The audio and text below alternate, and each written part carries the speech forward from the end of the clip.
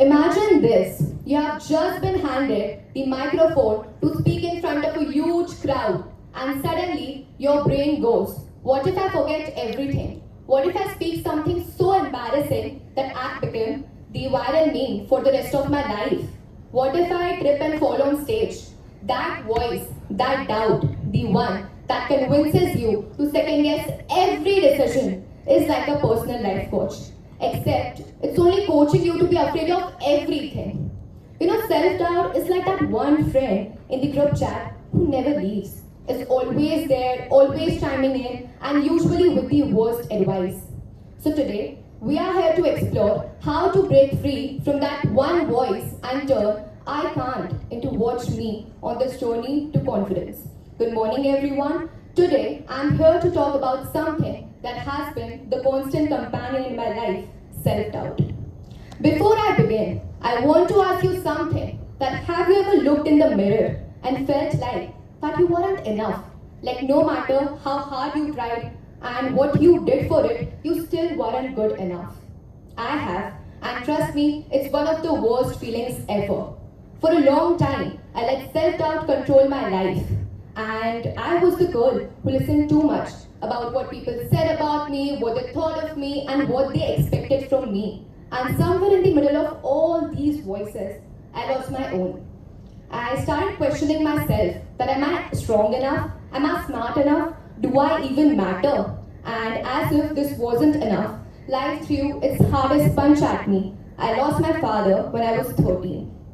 He was the person who loved me the most, who was my biggest protector, my biggest supporter, and the only one who made me think that I was capable of anything. And when he was gone, it felt like the ground beneath me had disappeared. It felt like everything around me became harder, like waking up, going to school, talking to people. I lost my motivation and my sense of purpose. Because the person who was always there to back me up, who always reminded me of my worth, was no longer to do so. And that broke me in the ways I never thought possible.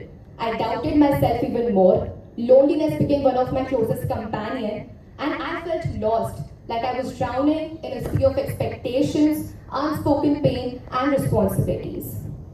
I still remember the day I realized I had two choices, either to stay broken and stay the girl who always doubted herself, or to pick up the shattered pieces and build myself back up.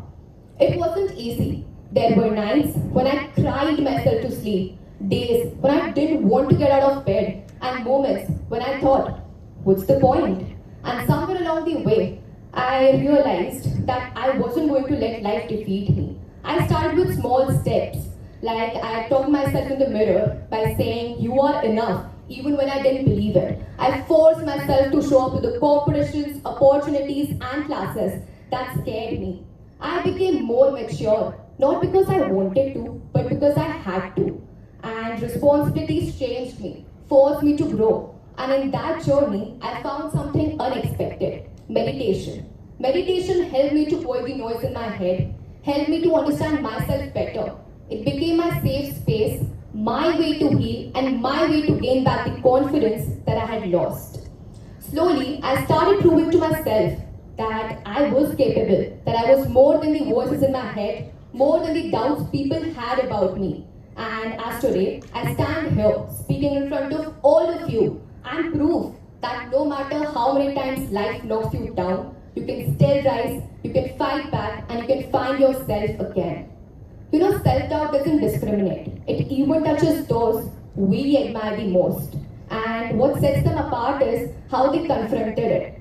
Let me tell you a story of an inspiring figure who turned her self-doubt into her driving force. Priyanka Chopra Jonas.